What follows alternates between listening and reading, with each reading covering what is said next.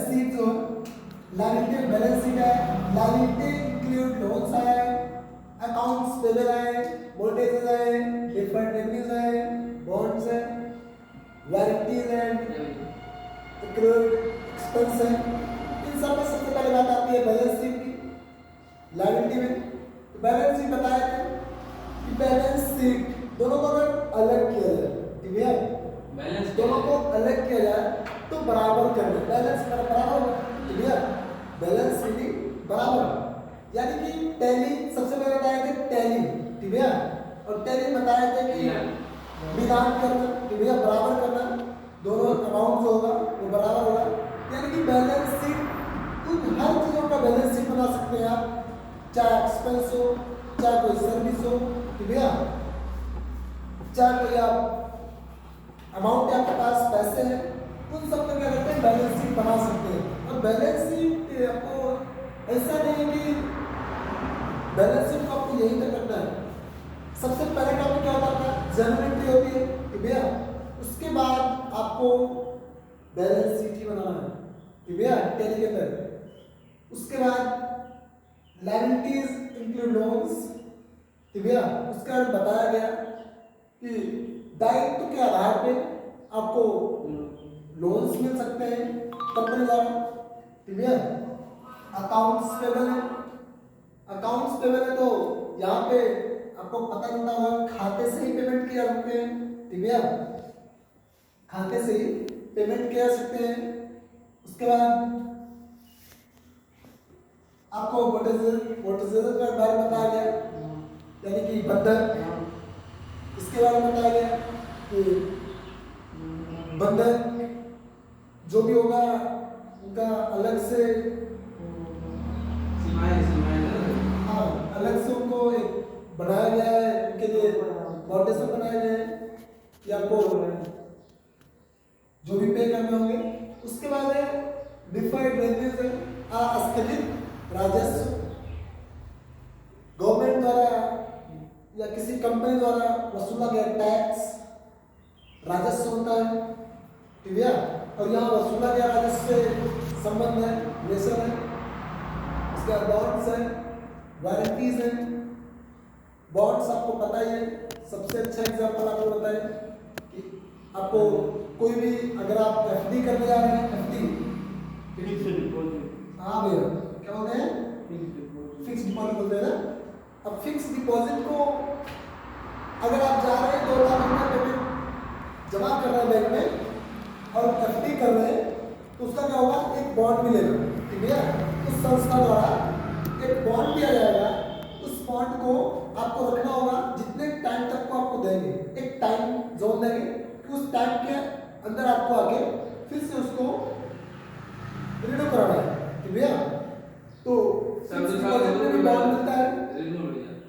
उसके बाद एलआईसी एक एग्जांपल और होता है, एलआईसी भी आपको एक बॉन्ड मिलता है। अब ये हर घर में है, ठीक है, एलआईसी हर घर में लोग करवाते हैं इंश्योरेंस, तो इंश्योरेंस सबसे सटीक बैठता है कि आप एलआईसी से एक बॉन्ड मिलता है। बॉन्ड का बनता है पैसे कितना जमा किए होते भैया, अभी आपको आप कौन सी ईएमआई जमा कर रहे हैं, कौन सी किस्त जमा कर रहे हैं, आपको वो यहाँ पे देखा जाएगा। जब आप करेंगे ऐसे तो बॉन्ड को कर दिया रसीद, इसके बाद वारंटीज बिगड़े तो बने, हाँ उसके बाद वारंटीज है। तो देखिए अगर कंपनी इंश्योरेंस कर रही है उसकी कंडीशंस के बारे में पहले बताते हैं, ठीक है, टर्म एंड कंडीशंस पहले बता देंगे। अब उस टर्म एंड कंडीशंस को समझना, उस टर्म एंड कंडीशन समझना आपको आपकी जिम्मेदारी होती है, पूरा बढ़िया से आप समझ लीजिए, तभी आप इंश्योरेंस करवाइए। और बॉन्ड्स लेते समय हमेशा देख लेना चाहिए कि आप बॉन्ड्स में जो ले जाकर के एजेंट जमा कर रहे हैं उसको सही जमा कर रहे हैं, गलत जमा कर रहे हैं, ठीक है, इन सारी चीज़ों को समझ लेना चाहिए, कौन कौन सी कंडीशन में अप्लाई की गई है वो सारी चीज़ें समझ लेना चाहिए, यानी कि बॉन्ड्स में हल्के में नहीं है।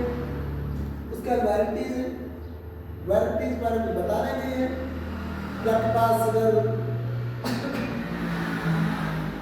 कोई भी वस्तु या सामान वही लाइबिलिटी पे, तो लाइबिलिटी ये है गुड्स एंड आप अगर वारंटी से कोई गुड्स आप परचेज कर रहे हैं उस पे आपको जो भी वारंटी मिल रही है, ठीक है, वारंटी मतलब है कि आपको दोबारा उसको रिपेयर करके दिया जाएगा, ठीक है। उसके बाद क्रेडिट एक्सपेंस है, कुछ अर्जित व्यय, अर्जित व्यय समझते भी है, आपके पास से जो खर्चे हो रहे हैं, ठीक है, व्यय मतलब क्या होगा, आपके पास से जो खर्चे हो रहे हैं, दो चीजें आती, आय और व्यय, आय और व्यय, ठीक है। आय मतलब हो रहा है इनकम, व्यय मतलब हो रहा है खर्चा, ठीक है। यानी कि जो आ रहा है उसके साथ साथ खर्चा भी होगा ना, ये होता है। उसके बाद सर्विस, लायबिलिटी के अंदर एक सर्विस आती है, ठीक है। 3 चीज बताई गई है सबसे पहले, पैसा, गुड्स, सर्विस। सर्विस के बारे में बताया गया है कि अगर आप कार सर्विस करवाने जा रहे हैं, ठीक है, वीडियो बना लीजिए, कार सर्विस करवाने जा रहे हैं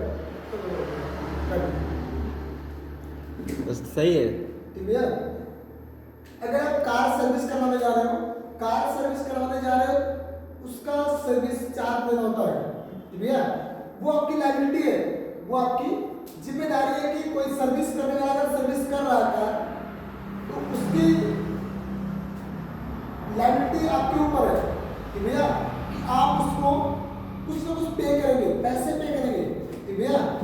पैसे पे करेंगे तभी तो भाई सर्विस देगा, वो कंपनी वाला सर्विस तभी देगा जब आप कुछ पैसे पे करेंगे, सर्विस करके दे देता है और आप क्या करते हैं, पैसे देके वापस ले जाते हैं, ठीक है। समझा? आज का टॉपिक यही तक, 2 लोग टॉपिक पढ़ा रहे हैं, कम से कम कितने मिनट वीडियो बन रही है?